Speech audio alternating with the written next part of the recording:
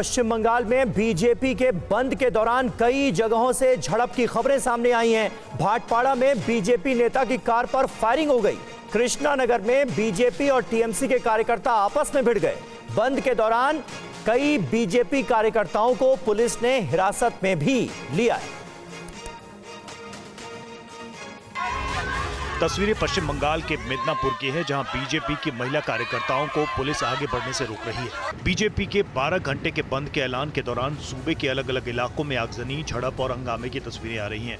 बंद के दौरान बीजेपी कार्यकर्ताओं ने कई जगह ट्रेनें रोकी, सड़कों पर बीजेपी नेता उतरे। तस्वीरें बाटा चौक की हैं, जहां बीजेपी नेता लॉकेट चैटर्जी और राहुल सिन्हा ने मोर्चा संभाला। इसलिए जनता इस बंद को समर्थन किया। तृणमूल को समझना चाहिए इस बंद का साथ जनता जुड़ गया, इसीलिए अभी भी तृणमूल सबक सीखे और ममता बनर्जी त्याग पत्र दे दे। बंद के दौरान कई जगह आगजनी भी की गई और सड़कों पर टायर जलाए गए। मौके पर मौजूद पुलिस ने मोर्चा संभाला। कोलकाता के गरिया हाट में बंद के समर्थन में बीजेपी नेता रूपा गांगुली उतरी और कहा कि बंद को आम लोगों का समर्थन मिला है। पुलिस आज की तारीख में इतनी बुरी तरह बर्ताव कर रहे हैं, समझ में नहीं आ रहा है वो उर्दी छोड़ के जब घर जाते हैं तो कैसे जाते हैं। 12 घंटे के बंद के दौरान बड़ी संख्या में बीजेपी कार्यकर्ताओं को हिरासत में लिया। और बड़ी खबर है, बंगाल बंद पर बोले प्रदेश बीजेपी अध्यक्ष और केंद्रीय मंत्री सुकांता मजूमदार। 7 दिन का धरना कल से शुरू करेंगे। कोलकाता हाईकोर्ट ने धरने को मंजूरी दी। लोगों से कहा बंगाल बंद से दिक्कत हुई तो लोग माफ करें। कोलकाता हाईकोर्ट ने हमारी जो आगे 7 दिन की हमारी धरना, उस धरने का परमिशन दिया है। कल लगभग 11-12 बजे से हम इस धरना को शुरू करेंगे और जैसे पहले भी हमने धरना चलाया, ये धरना कल से शुरू होकर 7 दिन, अगले 7 दिन हमारे धरना चलेगा। इसके लिए कलकत्ता हाईकोर्ट को हम साधुवाद देते हैं, उनके वर्डिक्ट को वेलकम करते हैं। और आज का जो स्ट्राइक है, इस स्ट्राइक को सफल करने के लिए पश्चिम बंगाल की आम जनता को, क्योंकि बीजेपी का बंद ये नहीं था, आम जनता का बंद है, आम जनता को हम बहुत बहुत धन्यवाद देते हैं, थैंक्स बोलते हैं। और जिन लोगों को जरूरी काम में थोड़ा दिक्कत हुआ है, उनसे हम माफी भी मांगते हैं। हम जनता से आज पूरी दिन हाथ जोड़ के प्रार्थना करेंगे कि आप इस बंद को सफल करें।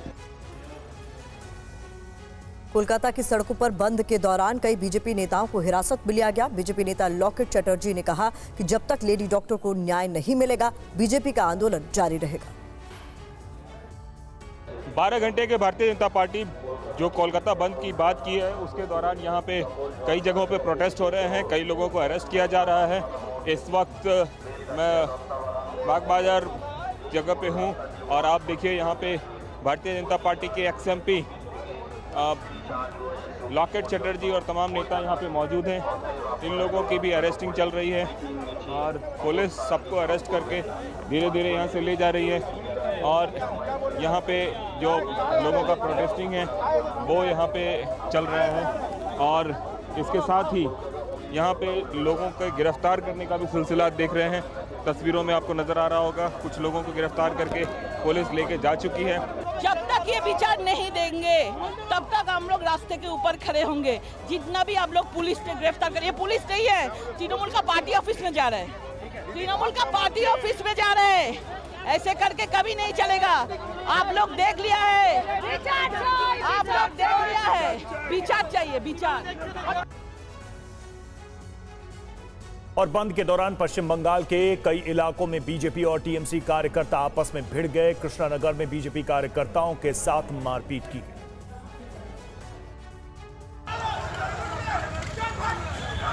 पश्चिम बंगाल में बंद के दौरान कई जगह बीजेपी और टीएमसी के कार्यकर्ताओं में झड़प हुई और एक दूसरे पर हमले किए गए। तस्वीरें कृष्णानगर की है। आरोप है कि जैसे ही बीजेपी कार्यकर्ताओं ने मार्च शुरू किया तो उनसे टीएमसी के कार्यकर्ता भिड़ गए और उन पर लाठी डंडों से हमला किया गया।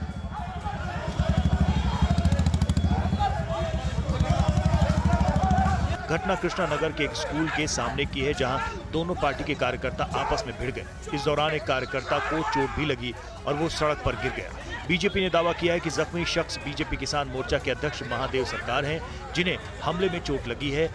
जिन्हें कार्यकर्ताओं ने सड़क से उठाया। तस्वीरों में देखा जा सकता है कि मोटरसाइकिल सवार बीजेपी कार्यकर्ताओं से पार्टी के झंडे छीने जा रहे हैं और उन्हें तोड़ कर नीचे फेंका जा रहा है। दूसरी तस्वीर में बीजेपी और टीएमसी के कार्यकर्ता आपस में भिड़ते दिख रहे हैं। बीजेपी कार्यकर्ताओं को धक्का दिया जा रहा है और उनको यहां से जाने के लिए मजबूर किया जा रहा है। और पश्चिम बंगाल में बंद के दौरान फायरिंग का भी आरोप लगा है। भाटपाड़ा में बीजेपी नेता की कार पर फायरिंग की गई, ये दावा किया अर्जुन सिंह ने। फायरिंग करने वाले टीएमसी के कार्यकर्ता थे, ये आरोप लगाया है बीजेपी नेता अर्जुन सिंह ने। बीजेपी नेता पर 6 राउंड फायरिंग की गई है, ऐसे आरोप लगाए गए।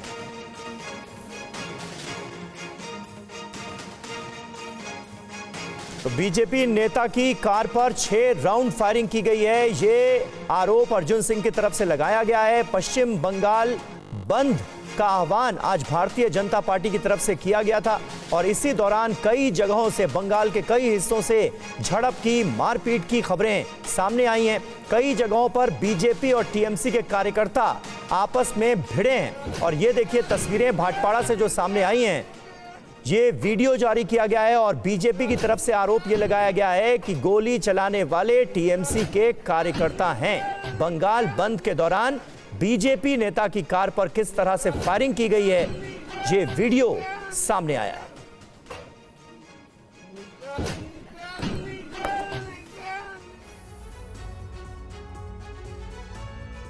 कल हुए नबन्ना मार्च के दौरान पुलिस ने बड़ी संख्या में छात्रों को गिरफ्तार किया है, जिन्हें छुड़ाने के लिए केंद्रीय मंत्री सुकांता मजूमदार ने राज्यपाल को चिट्ठी लिखी है। पश्चिम बंगाल के राज्यपाल के नाम लिखी गई इस चिट्ठी में केंद्रीय मंत्री सुकांत मजूमदार ने उन छात्रों की रिहाई की मांग की है जिन्हें नबन्ना मार्च के दौरान गिरफ्तार किया गया है। सुकांत ने लिखा है कि कल हावड़ा और कोलकाता में पश्चिम बंगाल छात्र समाज के अनगिनत छात्रों को पकड़ा गया है। सुकांत ने लिखा है कि ये छात्र शांतिपूर्ण तरीके से प्रदर्शन कर रहे थे, जिन्हें हिरासत में लेना लोकतांत्रिक अधिकारों का हनन है। नबन्ना मार्च के दौरान कई छात्र संगठन सड़कों पर उतरे थे, जिन्हें सियासी दल अपने ढंग से रिझाने में लगे हैं। सुकांत मजूमदार की चिट्ठी के बीच पश्चिम बंगाल के सीएम ममता बनर्जी का सोशल मीडिया के जरिए छात्रों के नाम एक संदेश आया है, जिसमें ममता ने लिखा है, मैं तृणमूल छात्र परिषद दिवस उन बहनों को समर्पित करती हूं जो आरजीकर अस्पताल की घटना से आहत हैं। छात्र और नौजवानों की बड़ी सामाजिक जिम्मेदारी होती है। मैं छात्रों से अपील करती हूं कि वो इस समय हिम्मत रखें और खुद को समर्पित करें।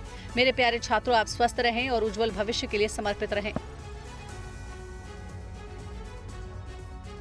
इस वक्त की बड़ी खबर आपको बता दें, बंगाल में बंद के दौरान बसों में तोड़फोड़ की खबर सामने आ रही है। वेस्ट मिदनापुर में यात्री बस में तोड़फोड़ की गई है। बस में तोड़फोड़ का वीडियो भी सामने आई। ये तस्वीरें आप देखिए। जो जानकारी मिल रही है उसके मुताबिक 10 से 12 लोगों ने इस बस में तोड़फोड़ की है। तस्वीरें वेस्ट मिदनापुर से सामने आई है। बीजेपी ने बंद का ऐलान किया था आज पश्चिम बंगाल में, जिसका असर भी नजर आ रहा है। और इस बीच ये तस्वीरें सामने आई है वेस्ट मिदनापुर से, जहां पर एक यात्री बस में तोड़फोड़ की गई है। बताया जा रहा है कि 10 से 12 लोगों ने इस बस में तोड़फोड़ की।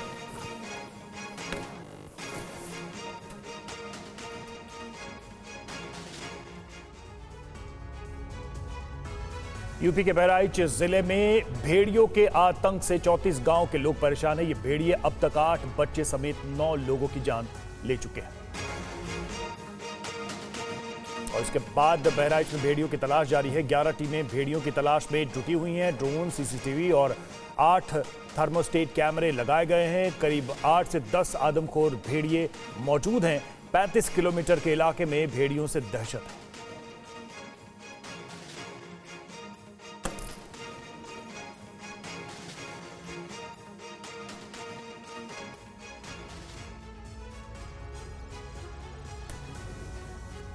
तो 70,000 लोग इस वक्त भेड़ियों की दहशत में हैं। आपको सुनाते हैं जिस मासूम को उठाकर भेड़िया ले गया उसकी मां क्या अपील कर रही। जब हम पीछे घूम के देखे भाई दूध पीते के पीछे घूम के देखे तो भैया ना रहा है हमारे, तो हम देखा लगे पापा से कहने देखो तो पंजा के निशान देखे तो इसे सब ढूंढे लगे, वैसे से ढूंढे तब जाके चड्डी पाई नहीं, तो वैसे नहर लमका पाई नहीं। क्या मांग करती हैं आप? हम यहाँ चाहे तो पकड़ जाए, हमारा भैया उठाएगा तो कोई दूसरे के न कर जाए। और वहीं यूपी के वन मंत्री अरुण सक्सेना बहराइच पहुंचे हैं। हम लोग भेड़िया को ट्रेस कर रहे हैं। अरुण सक्सेना ने कहा पूरे इलाके की ड्रोन से निगरानी की जा रही है। लोगों से खुले में ना सोने की अपील भी की गई है। और देखिए एक अपडेट भी मिल रही है, 3 भेड़ियों को अभी तक पकड़ लिया गया है, ये जानकारी सामने आ रही है। ये देखिए ड्रोन से ली गई ये तस्वीरें जिसमें भेड़ियों का मूवमेंट कैच हुआ है और अब भेड़ियों को पकड़ने के लिए पूरी तैयारी की जा रही है। अलग अलग टीमें भी बना दी गई हैं और अभी तक 3 भेड़ियों को पकड़ लिया गया है।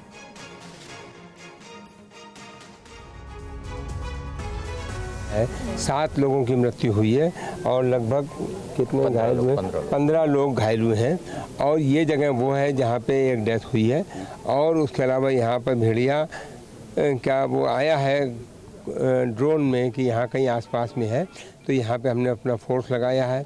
हम खुद इसी को देखने आए हैं और हमारी फोर्स जल्दी उस भेड़िए को अपने काबू में करेगी और भेड़िया पकड़ा जाएगा। यहाँ पे हमने 3 भेड़िए पकड़े भी हैं और मुझे उम्मीद है जल्दी ही और पकड़े जाएंगे।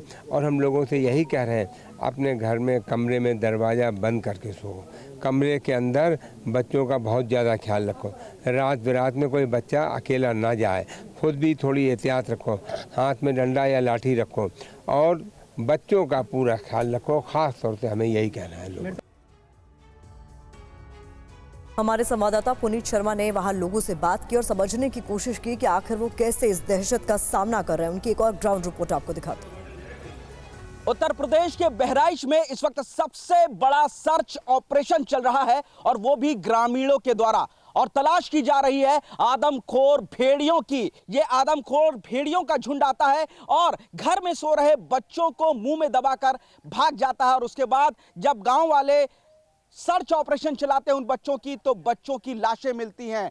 पिछले कुछ दिनों में भेड़ियों के ये हमले लगातार बढ़े और इसी वजह से आप देखेंगे कि ये जो गांव वाले हैं वो इस वक्त जो हथियारों से लैस होकर के, लाठी डंडों से लैस होकर के खेतों के अंदर जो आदमखोर भेड़िए हैं उनकी तलाश कर रहे हैं। दरअसल कल देर रात भी यहाँ पर भेड़िए ने हमला किया था, लेकिन गनीमत रही कि घर वाले जागे हुए थे और वो किसी को अपना शिकार नहीं बना पाया। लेकिन 2 दिन पहले 2 अलग अलग जगहों पर इन आदमखोर भेड़ियों ने हमला किया, जिनमें 3 लोगों को जख्मी कर दिया गया और 1 बच्चे को आदमखोर भेड़ियों ने मार गिराया। खतरा कितना ज्यादा आप देखेंगे कि सभी ग्रामीण जो हैं वो हाथों में डंडे लेकर के चल रहे हैं। हम लोगों के हाथ में भी ये फरसा दिया गया है हथियार के तौर पर कि अगर कहीं से कोई भेड़िया आता है, अचानक हमला करता है या फिर भेड़ियों का झुंड हमला करता है, तो उनसे खुद ही बचाव करना पड़ेगा। फिलहाल पुलिस प्रशासन पूरी तरीके से लगा हुआ है कि इन भेड़ियों को पकड़ा जा सके।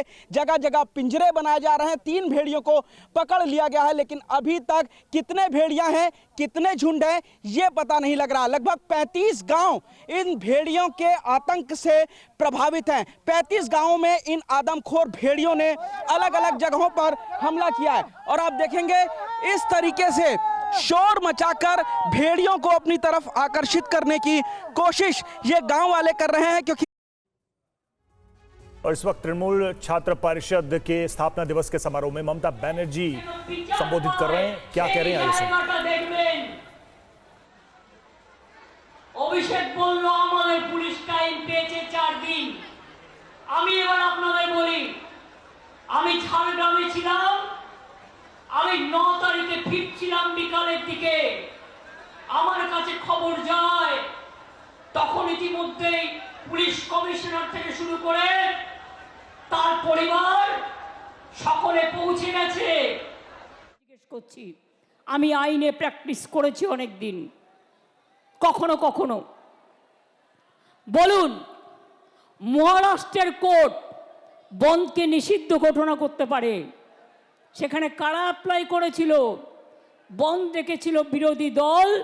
মহারাষ্ট্র হাইকোর্ট বললেন বন্ধ ইল্লিগাল, বন্ধ হবে না। কেরালা হাইকোর্ট তার আগে বন্ধকে নিষিদ্ধ করেছেন, আরো অনেক কোর্ট করেছেন। কলকাতায় তো সাধারণ মানুষ আমি শুনেছি পিল করেছিল। আপনাদের উচিত ছিল না একটু নড়ে চড়ে বসার? আমি আইনজীবীদের বলবো, মনে রাখবেন বিজেপিকে এই জায়গাটা কোর্টে ছেড়ে দেবেন না। মানুষ যেন বিচার পায় সেই জায়গাটা দেখবেন। অভিষেক বলল আমাদের পুলিশ টাইম পেয়েছে 4 দিন। আমি এবার আপনাদের বলি, আমি ঝাড়গ্রামে ছিলাম, আমি 9 তারিখে ফিরছিলাম বিকালের দিকে। আমার तो मैं लौटा শুরু করে পৌঁছে গেছে। আমি তাদের সাথে কথা বলে যা যা করণীয়, জুডিশিয়াল ম্যাজিস্ট্রেট ডাকা থেকে শুরু করে, দেখুন ঘটনা একটা দুর্ভাগ্যজনক ঘটেছে, তারপরের অ্যাকশনটা যাতে কোনো রকম দেরি না হয়, কোনো রকম ভুল ত্রুটি না হয়। আর আমরা চেয়েছিলাম 7 দিনের মধ্যে ফাস্ট ট্র্যাক কোর্টের মধ্যে দিয়ে আমরা ফাঁসি করে দেবো, এটা আমরা চেয়েছিলাম। আমরা বিচারে দাবি চাইব। আজকে যারা কামদুনি বলেন তাদের বলি, কামদুনি কেসেও আমরা ফাঁসি চেয়েছিলাম। দুজনের যাবজ্জন্ড হয়েছিল হাইকোর্টের রায়ে। অনেক চোর ডাকাতকে এখন ছেড়ে দেওয়া হয়। মনে রাখবেন, এমনকি আমার কাছে প্রায় ফাইল আসে 10 বছর 12 বছর হয়ে গেছে, ওদের ছেড়ে দেওয়া হোক। কেন ছাড়া হবে? যে খুনিটাকে কেন ছাড়া হবে? যে ধর্ষণকারী কেন ছাড়া হবে? যে অত্যাচারীটাকে কেন ছাড়া হবে? কিসের নিয়ম? কিসের নিয়ম? আমি প্রধানমন্ত্রীকে চিঠি দিয়ে সতর্ক করলাম, আবেদন জানালাম, আপনি একটা ন্যায় সংহিতা তৈরি করেছেন, নতুন আইন, তাতে 10 বছরের একটা ধাপ, 12 বছরের একটা ধাপ, 16 বছরের একটা ধাপ, তারপরে আর একটা ধাপ, তারপর 10 বছর। কেন এই ন্যায় সংহিতা করার কি প্রয়োজন ছিল? আমি এখনো বলি রাজ্যের হাতে পাওয়ার নেই।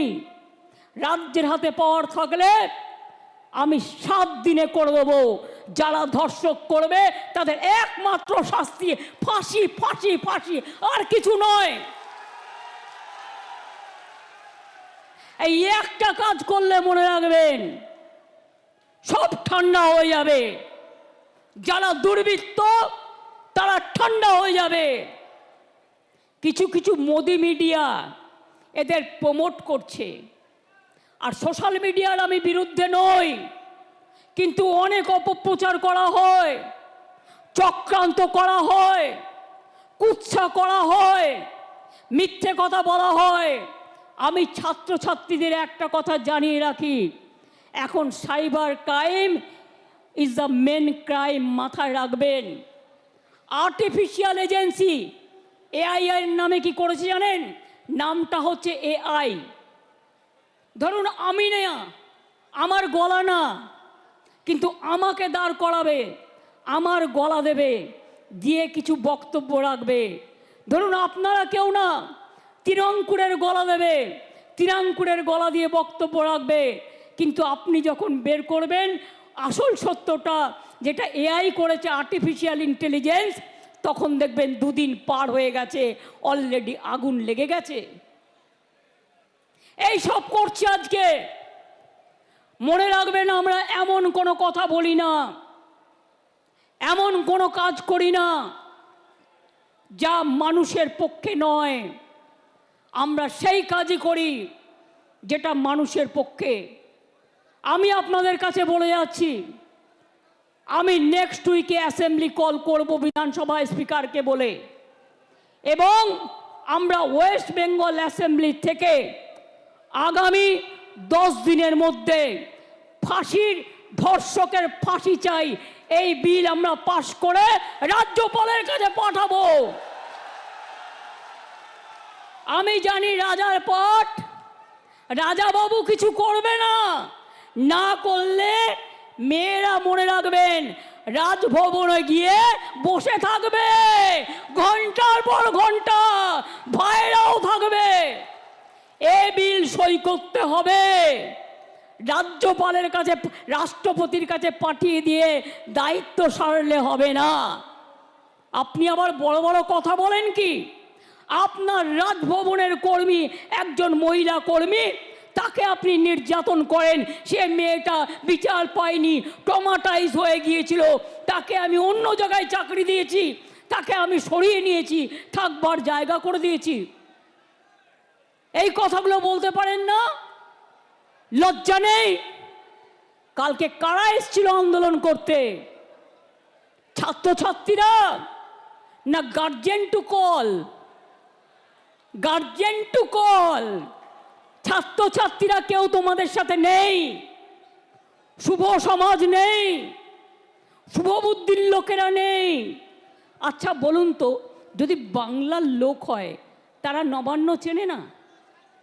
তারা রাজভবন চেনে না? আমি তো কালকে দেখলাম রাজভবনের দক্ষিণ গেটেও ঢিল মেরেছে। এরা কারা? এরা কোথাকার? কোথার থেকে এসছে? আমি পরিষ্কার বলে যাই, বাংলা সবাইকে গ্রহণ করে, সবাইকে আসন দেয়, সবাইকে অলঙ্কৃত করে, সর্বধর্ম মানে, সবাইকে ভালোবাসে। কিন্তু কেউ যদি মনে করেন বাইরে থেকে এসে বাংলাকে অচল করবেন, বাংলাকে অশান্ত করবেন, তারা মনে রাখবেন বাংলার মৃত্যু নেই, বাংলা অচল হয় না, বাংলা সচল থাকে। প্রত্যেকটা লোককে যারা মেরেছে খুঁজে বের করা হবে এবং প্রত্যেকের আমরা চাই শাস্তি হোক। কোর্ট কি করবে আমি জানি না, বিজেপি বললেই কোর্ট ছেড়ে দেয়, মানুষ তো শাস্তি দেবে, এটা মাথায় রাখবেন। আমি মানুষকে কথা বলবো না, আইন হাতে তুলে নিক।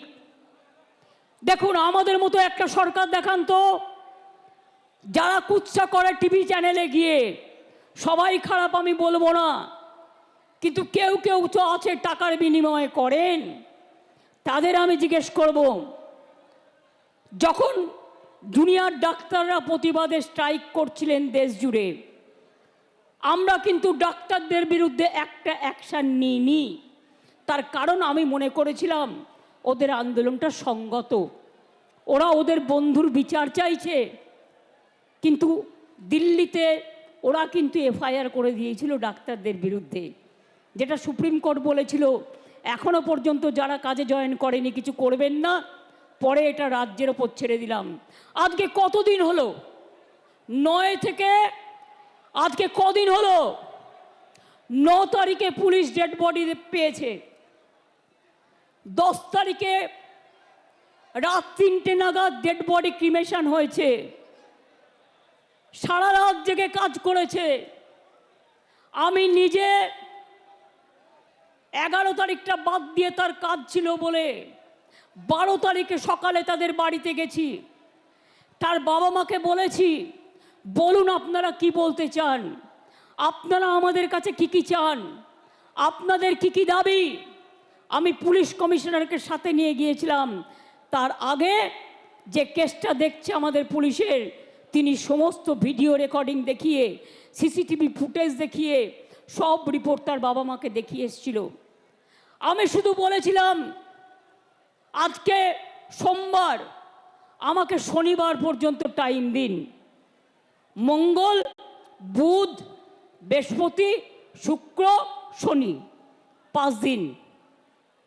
মঙ্গলবারের মধ্যে সিবিআই হয়ে গেল, তার মানে ওরা বিচার চায় না, কেসটাকে জলে ফেলে দিল।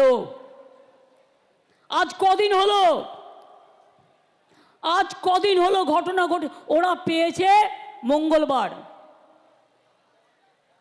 সিবিআই অর্ডার হয়েছে কোর্টে সম্ভবত মঙ্গলবার, তাই তো? সন্ধ্যেবেলায় কাগজপত্র পেয়ে গেছে, তারপরে মঙ্গলে 8, আর একটা মঙ্গলে 15, আজকে বুধবার 16 দিন হয়ে গেল। কোথায় গেল বিচার? বিচার চাইতে হবে, বলতে হবে বিচার চাই, বিচার চাই, जवाब दो सीबीआई, বিচার। पश्चिम बंगाल की मुख्यमंत्री ममता बनर्जी को आप सुन रहे थे, उन्होंने आरोप लगाया है कि बाहरी लोग बंगाल के अंदर आकर हिंसा कर रहे हैं। बीजेपी पर उन्होंने राजनीति करने का आरोप लगाया है और कोलकाता की बिटिया के जो दोषी हैं उनको सिर्फ मिले फांसी, फांसी और फांसी, ये कहा ममता बनर्जी ने। आगे बढ़ते हैं। अब खबर बाढ़ और बारिश से जुड़ी। गुजरात के कई जिलों में भारी बारिश हो रही है, जिसकी वजह से शहरों में भी बाढ़ जैसे हालात पैदा हो गए।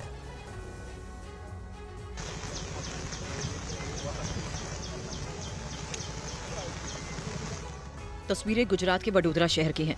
बारिश ने वडोदरा जैसे बड़े शहर का क्या हाल कर दिया, तस्वीरों से अंदाजा लगाया जा सकता है। सड़क पर कई फीट पानी नजर आ रहा है। पानी के बीच लोगों को भारी परेशानी का सामना करना पड़ रहा है। कई जगह वाहन डूब चुके हैं।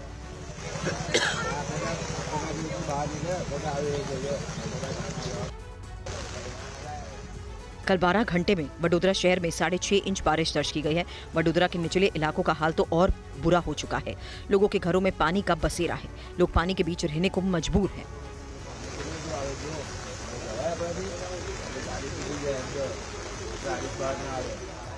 भारी बारिश को देखते हुए स्कूलों में छुट्टी कर दी गई है। मौसम विभाग ने 29 अगस्त तक भारी बारिश का अलर्ट जारी किया। आज भी वडोदरा समेत कई जिलों में भारी बारिश का अनुमान जताया गया है। मौसम विभाग की तरफ से कहा गया है कि 1 सितंबर तक गुजरात के कई जिलों में बारिश जारी रहेगी।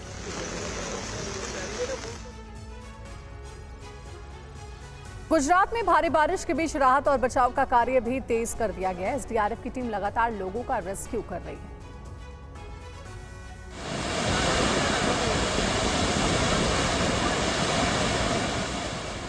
तस्वीरें वडोदरा के ग्रामीण इलाके की है, जहां जल तांडव नजर आ रहा है। नदी नाले उफान पर है। पानी पुल के ऊपर से बह रहा है।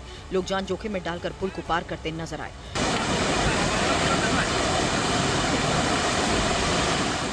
कई इलाकों में बाढ़ की स्थिति गंभीर है। काफी संख्या में स्थानीय लोग अपने घरों में फंसे हुए हैं। पानी में फंसे लोगों को निकालने के लिए रेस्क्यू ऑपरेशन चलाया गया।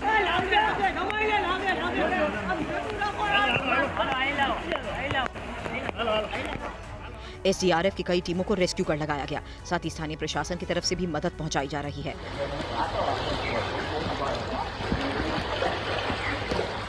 बाढ़ की मार बेजुबान पशुओं को भी झेलनी पड़ रही है। तस्वीरें आपके सामने कैसे एक साथ कई भैंसें पानी में बह गई हैं। ये तस्वीर गुजरात के सुरेंद्र नगर की देखिए, जहां तेज बारिश के कारण सरगम के पास बना ये पुल धाराशाही हो गया। सुरेंद्र नगर में भी पिछले कई दिनों से लगातार बारिश जारी है, जिसकी वजह से काफी नुकसान पहुंचा।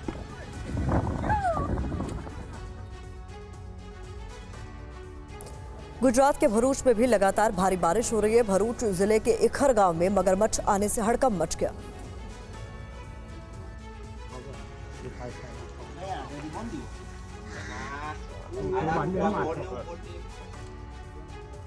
भारी बारिश के बीच इखर गांव में मगरमच्छ आने से लोगों में दहशत फैल गई। हालांकि कुछ युवकों ने हिम्मत दिखाई। ग्रामीणों ने मगरमच्छ को पकड़कर बिजली के खंभे से बांध दिया, जिसके बाद घटना की जानकारी वन विभाग को दी गई।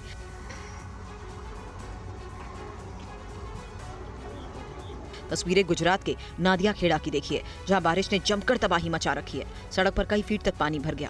पानी के बीच लोग अपने सामान के साथ सुरक्षित जगहों पर जाते नजर आए।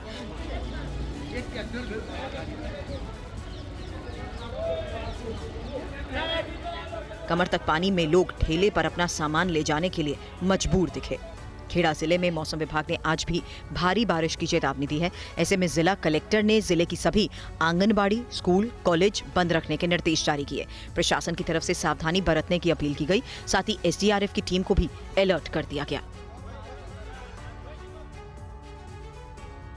और गुजरात के अहमदाबाद और सूरत में भी लगातार बारिश का दौर जारी है। सूरत में तो हालात काफी गंभीर नजर आ रहे हैं। सूरत में पिछले 3 दिनों से हो रही भारी बारिश के कारण तापी नदी के आसपास के इलाकों में बाढ़ जैसे हालात पैदा हो गए हैं। उकाई बांध से लगातार पानी छोड़े जाने की वजह से तापी नदी का जलस्तर बढ़ गया है। नदी के उफान पर आने से शहर के कई निचले इलाकों में जलभराव हो गया है। मंदिर, सड़कें, घर पानी में डूबे हुए हैं। स्थानीय प्रशासन ने बाढ़ प्रभावित लोगों को सुरक्षित स्थानों पर पहुंचाने के लिए राहत और बचाव कार्य शुरू कर दिया है। हालांकि स्थानीय लोगों का कहना है कि बाढ़ की वजह से उन्हें भारी परेशानी का सामना करना पड़ रहा है। कि हर साल यहाँ मतलब ये आगे तक पानी आ जाता है। आज मतलब 2 घंटे बारिश कम है तो पानी इतना रुक गया है। पर ऐसा 10 साल से तो मैं यहाँ रह ही रही हूँ, तो 10 साल से यही प्रॉब्लम है। पानी यहाँ कमी नहीं हो रहा है, ना ही कोई निकाल हो रहा है। मतलब 2-2, 3-3 दिन तक पानी इतना ही रहता है यहाँ पे। भारी बारिश ने अहमदाबाद जैसे सुंदर शहर की तस्वीरें किस कदर खराब कर दी हैं, देखा जा सकता है। हर तरफ बस पानी ही पानी नजर आ रहा है। पानी के बीच आम लोग जूझते नजर आ रहे हैं। कई जगह तो पानी में वाहन डूबे नजर आ रहे हैं। और गुजरात के जामनगर में भी बाढ़ की स्थिति काफी गंभीर हो गई है। यहां पानी के सैलाब के बीच एक पुलिस चौकी तक बह गई। गुजरात के जामनगर में भी आसमानी आफत का कहर जारी है। लगातार हो रही बारिश से हर तरफ बाढ़ का मंजर देखिए। कैसे जामनगर में बनी पुलिस चौकी सैलाब में बह रही है। सड़क पर खड़ी कार पानी में समा गई है। वीडियो सोशल मीडिया पर वायरल है। आप देख सकते हैं कि कार पानी में पूरी तरह डूब चुकी है और सामने ही एक पुलिस चौकी है, वो भी पानी में बहती हुई नजर आ रही है। अब जामनगर की ये दूसरी तस्वीर देखिए। सैलाब के बीच फंसे युवक को हेलीकॉप्टर से रेस्क्यू किया गया। दरअसल गुजरात में हालात काफी भयावह हो चुके हैं। सड़क से लेकर लोगों के घरों तक पानी समा गया है। नदियां नाले उफान पर हैं। कई जगहों पर बाढ़ जैसे हालात।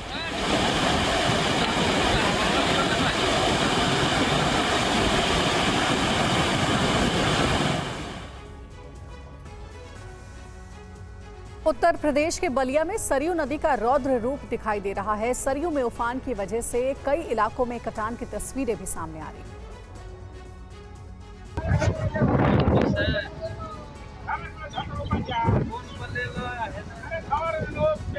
बलिया में सरयू नदी के तांडव का सिलसिला जारी है। गोपालनगर टाड़ी में सरयू नदी की लहरों के बीच देखते ही देखते मगैबा बाबा का प्राचीन मंदिर विलीन हो गया। साथ ही मंदिर परिसर में खड़ा लगभग 100 वर्ष पुराना पीपल का पेड़ भी सरयू नदी में समा गया।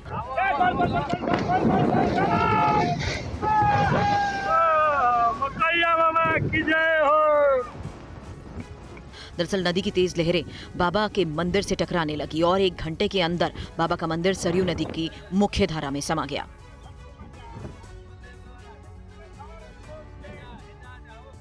बाबा का मंदिर गोपालनगर के लिए आस्था और विश्वास का केंद्र था। तरह तरह के अनुष्ठान यहाँ हुआ करते थे।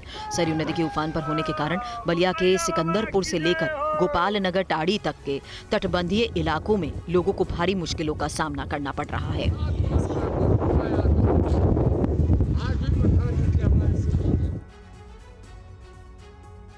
उत्तरकाशी में भारी बारिश के बाद लैंडस्लाइड होने की वजह से कई वाहन फंस गए, जिसके बाद एसडीआरएफ की टीम ने रेस्क्यू ऑपरेशन कर फंसे हुए लोगों को बाहर निकाला। भूस्खलन की वजह से मलबे में कई वाहन फंस गए, जिसके बाद मौके पर एसडीआरएफ की टीम पहुंचकर रेस्क्यू ऑपरेशन को अंजाम दिया। कड़ी मशक्कत के बाद वाहनों को निकाला गया। रात का वक्त होने की वजह से रेस्क्यू ऑपरेशन में काफी परेशानी का सामना करना पड़ा। हालांकि जेसीबी की मदद से मलबे को हटा लिया गया। दरअसल रात लगभग 10:30 बजे आपदा कंट्रोल रूम से एसडीआरएफ रेस्क्यू दल को जानकारी मिली कि तेख्ता पुल के पास कुछ व्यक्ति फंसे हुए हैं। एसडीआरएफ टीम वीरेंद्र पवार की अगुवाई में सूचना मिलते ही घटनास्थल के लिए रवाना हुई। एसडीआरएफ टीम ने मौके पर पहुंचकर तत्परता से फंसे व्यक्तियों को सुरक्षित निकाला और उनकी सुरक्षा सुनिश्चित की। भूस्खलन होने की वजह से आवासीय क्षेत्र के आसपास भी बोल्डर और मलबा गिर गया, जिससे निचले इलाकों में देर रात अफरा तफरी मच गई। गौर करने वाली बात यह है कि इस इलाके में साल 2003 के बाद पहली बार लैंडस्लाइड की घटना हुई है। अस्सी और वरुणा नदियों के बीच उत्तरकाशी शहर वरुणावत पर्वत की तलहटी में बसा हुआ है। बेटा या तो पूरी बाइक दब रहेगी।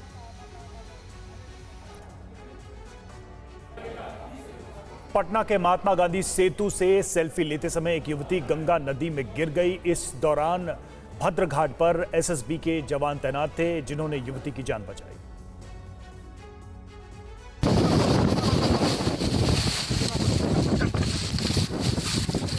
तस्वीरों में देखा जा सकता है कि किस तरह गंगा के उफान में एसएसबी के जवानों ने जान पर खेलकर इस लड़की की जान बचाई। दरअसल सेल्फी लेने के दौरान लड़की पुल से नीचे गंगा नदी में गिर गई। लड़की के गिरते ही एसएसबी जवानों की नजर लड़की पर पड़ गई, जिसके बाद कई बोट से जवानों ने गंगा की तेज धार के बीच रेस्क्यू ऑपरेशन को अंजाम दिया।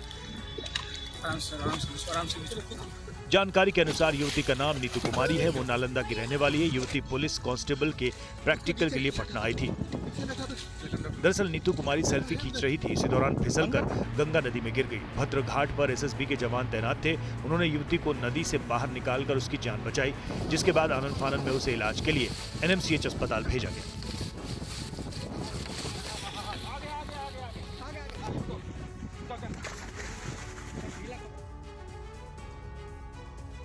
और अब कुछ अंतर्राष्ट्रीय खबरें। इटली में बाढ़ बारिश से त्राहिमाम मचा हुआ है। एवेलिनो में सड़कों पर कई फीट तक पानी देखा गया। सैलाब में कई गाड़ियां फंसी नजर आईं। ये रिपोर्ट देखिए।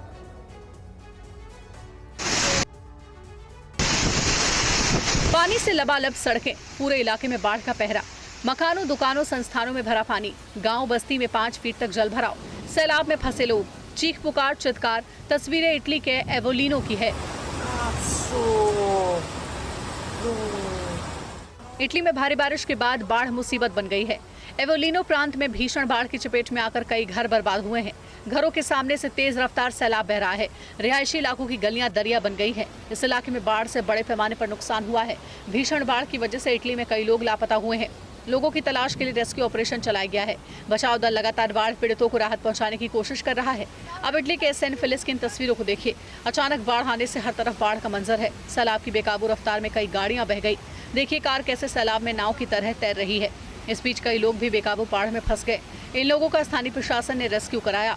तो इटली के इस इलाके में भी बाढ़ की वजह से कई लोग लापता हैं।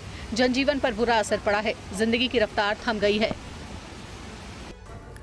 असम के सीएम हिमंता बिस्वा शर्मा का बड़ा आरोप, झारखंड के पूर्व सीएम चंपाई सोरेन की जासूसी की गई। कोलकाता से झारखंड पुलिस के 2 एसआई चंपाई के पीछे लगाए गए।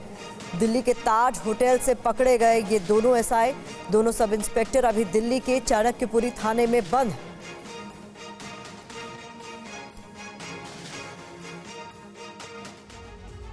झारखंड के पूर्व सीएम चंपाई सोरेन बीजेपी में शामिल होने वाले हैं। चंपाई से जुड़ा अब नया दावा किया गया है। असम के सीएम हिमंता शर्मा ने झारखंड सरकार पर चंपाई की जासूसी कराने के आरोप लगाए हैं। सीएम हिमंता के मुताबिक झारखंड पुलिस के 2 एसआई चंपाई के पीछे लगाए गए। जासूसी करने वाले इन दोनों पुलिस वालों को दिल्ली के ताज होटल से पकड़ा गया। दोनों सब इंस्पेक्टर अभी दिल्ली के चाणक्यपुरी थाने में बंद है। इन दोनों पुलिस वालों को चंपाई को ट्रैक करने का आदेश मिला था।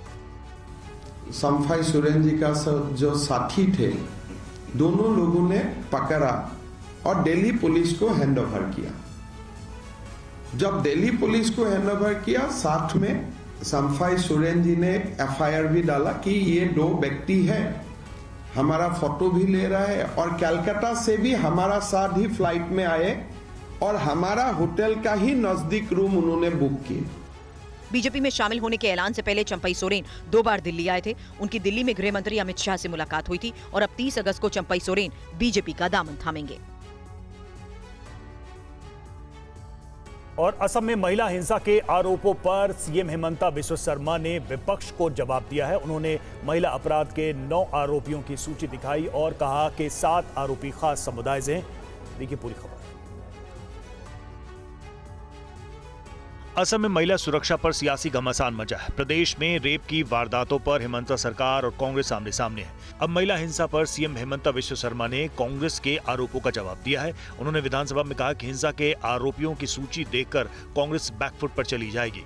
सीएम हिमंता शर्मा ने महिला अपराध से जुड़े 9 आरोपियों के नाम शेयर किए। उन्होंने कहा कि 9 में से 7 आरोपी खास समुदाय से हैं। असम विधानसभा में कांग्रेस, आईयूडीएफ समेत सभी विपक्षी विधायकों ने महिला अपराध के मुद्दे पर चर्चा के लिए कार्य स्थगन प्रस्ताव दिया था। इसी प्रस्ताव पर हिमंता बिस्वा शर्मा ने सदन में जवाब दिया और विपक्ष पर करारे वार किए। इससे पहले महिला हिंसा को लेकर कांग्रेस ने हिमंता सरकार पर सवाल उठाए थे और हिमंता सरकार पर महिला उत्पीड़न रोकने में फेल होने का आरोप लगाया था। इस पर सीएम हिमंता ने कहा कि असम में महिला अपराध पर बड़ी साजिश चल रही है। महिलाओं के खिलाफ हुए ज्यादातर अपराधों में खास समुदाय के अपराधी शामिल हैं। और मोदी सरकार ने आरएसएस प्रमुख मोहन भागवत की सुरक्षा और बढ़ा दी है। अब उनकी सुरक्षा एडवांस कैटेगरी की हो गई है। क्या है इस सुरक्षा की खासियत, इस रिपोर्ट में देखिए। आरएसएस चीफ मोहन भागवत अब प्रधानमंत्री नरेंद्र मोदी और गृह मंत्री अमित शाह जैसी एडवांस सुरक्षा के बीच रहेंगे। हाल ही में गृह मंत्रालय की ओर से की गई समीक्षा बैठक के बाद ये फैसला लिया गया। दरअसल समीक्षा बैठक में पाया गया कि गैर बीजेपी शासित राज्यों में मोहन भागवत की सुरक्षा के दौरान ढिलाई बरती गई है। खुफिया एजेंसीज के मुताबिक मोहन भागवत कट्टरपंथी इस्लामी संगठनों सहित कई संगठनों के निशाने पर हैं। उन्हें अब तक Z+ सुरक्षा मिली हुई थी, जिसमें CISF से अधिकारी और गार्ड शामिल थे। लेकिन अब उनकी Z+ सुरक्षा को और बढ़ाते हुए एडवांस सिक्योरिटी लाइसेंस कर दिया गया है। इस नई सिक्योरिटी के बाद CISF की टीम उस स्थान पर पहले से ही मौजूद रहेगी जहां मोहन भागवत को जाना होगा। यानी जिस लोकेशन पर मोहन भागवत जाएंगे वहां एडवांस में ही एक टीम मौके का निरीक्षण करने जाएगी। उसके बाद ग्रीन सिग्नल मिलने के बाद उन्हें मौके पर जाने की इजाजत प्रदान की जाएगी। एसएल स्तर की सुरक्षा के मुताबिक इसमें संबंधित जानकारी जिला प्रशासन, पुलिस, स्वास्थ्य और अन्य विभागों जैसी स्थानीय एजेंसीज की भागीदारी होती है। बड़ी खबर आ रही है, योगी की सोशल मीडिया नीति पर कांग्रेस ने हमला बोला है। डिजिटल मीडिया पर सरेआम कब्जा। कांग्रेस ने कहा है चोर दरवाजे से तानाशाही लाई जा रही है। नई डिजिटल नीति से लोकतंत्र को खतरा है। तो देखिए, योगी सरकार ने फैसला लिया है कि इन्फ्लुएंसर्स के जरिए जो सरकारी योजना है वो आम जनता तक पहुंचाई जाएगी और इसके लिए इन्फ्लुएंसर्स को वेतन भी दिया जाएगा। इसी बात को लेकर के कांग्रेस ने आपत्ति जताई है और कहा है कि डिजिटल मीडिया पर सरेआम कब्जा करना चाहती है योगी सरकार। ये सरकार भाजपा की चाहे केंद्र में हो चाहे प्रदेश में हो, ये अभिव्यक्ति की स्वतंत्रता के विरुद्ध है। लेकिन जिस तरीके से इसका दुरुपयोग किया जा रहा है, अभिव्यक्ति पे रोक लगाई जा रही है कि आज़ाद देश में अपनी कानूनी राय, अपनी कानूनन जो उचित है वो कहने की पूर्ण स्वतंत्रता होनी चाहिए। भाजपा के इस कदम की मैं निंदा करता हूँ। लोकसभा चुनाव नतीजों के साइड इफेक्ट दिखने लगे हैं। यूपी सरकार नई सोशल मीडिया पॉलिसी लेकर आई है, जिसके बाद अब इन्फ्लुएंसर्स को हर महीने 2 से 8 लाख रुपए के विज्ञापन देने की तैयारी है। यूपी में बीजेपी को इस बार 29 लोकसभा सीटों का नुकसान हुआ। इस हार की बड़ी वजह सोशल मीडिया में विपक्ष का भारी पड़ना माना गया।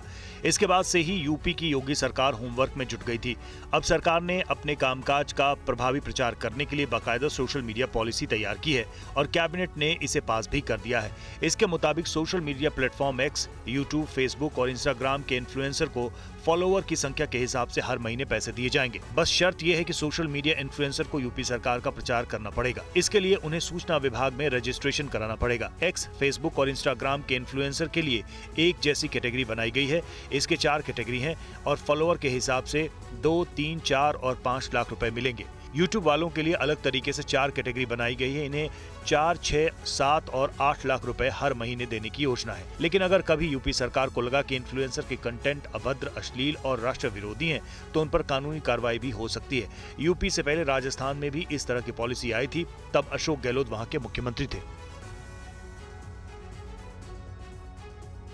प्रधानमंत्री मोदी अगले 2 महीनों में 5 देशों के दौरे पर जाएंगे। कूटनीतिक, रणनीतिक और व्यापार के लिहाज से इन दौरों की क्या अहमियत है, 60 सेकंड्स में समझिए।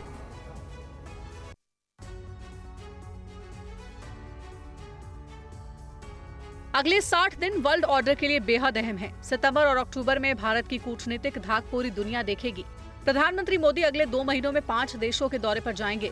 सितंबर में पीएम मोदी सिंगापुर, ब्रुनेई और अमेरिका का दौरा करेंगे, तो प्रधानमंत्री 5 सितंबर को सिंगापुर और ब्रुनेई के दौरे पर रहेंगे। इन दोनों देशों के साथ कई अहम समझौते होंगे। सिंगापुर और ब्रुनेई दौरे का पूरा एजेंडा तैयार है, तो 22 सितंबर अमेरिका दौरे का भी पूरा कूटनीतिक प्लान तैयार कर लिया गया है। इसके अलावा पीएम मोदी अक्टूबर में रूस और लाओस जाएंगे। पीएम मोदी 10 और 11 अक्टूबर को लाओस में आसियान सम्मेलन में शामिल होंगे, तो 22 से 24 अक्टूबर तक रूस में होने वाले ब्रिक्स सम्मेलन में शिरकत करेंगे। तो कल पीएम मोदी ने रूसी राष्ट्रपति पुतिन से भी बातचीत की थी। अमेरिकी राष्ट्रपति बाइडेन के बाद पीएम मोदी ने पुतिन से यूक्रेन युद्ध समेत कई अहम मुद्दों पर बात की। पीएम मोदी ने पुतिन से कहा कि यूक्रेन युद्ध में शांतिपूर्ण समाधान पर भारत प्रतिबद्ध है। इसके अलावा रूस के साथ रणनीतिक साझेदारी मजबूत करने पर भी चर्चा हुई।